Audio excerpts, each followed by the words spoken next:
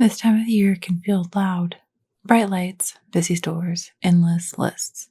Everywhere you look, there's something shiny being sold and something trying to fill the hole to make you complete. But this weekend, I was reminded of something different. It wasn't just games or tickets and prizes, but laughter, jokes, and time spent side by side.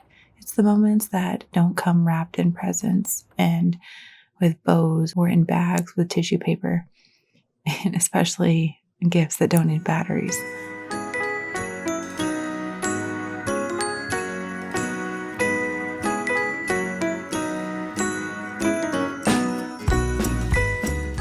I spent the weekend watching the San Antonio Community ASL Glee Club holiday show and enjoying some time at the arcade and watching The Grinch at the theaters. It was a great weekend.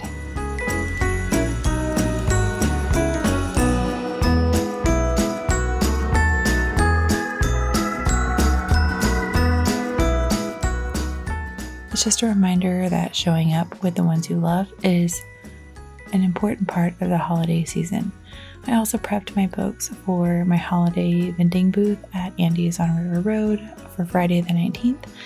I packaged these little stickers and threw them in there as a freebie. It's a smile, it's a shared story, and a simple way of saying I thought of you and a reminder that God is good.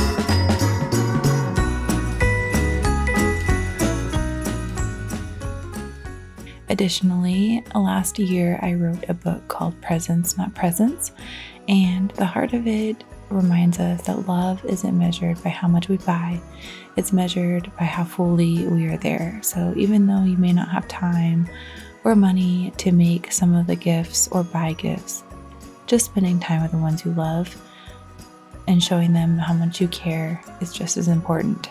It's the moments that last the longest, and they're usually the ones that we never planned to buy. And they're the ones we chose to be present for.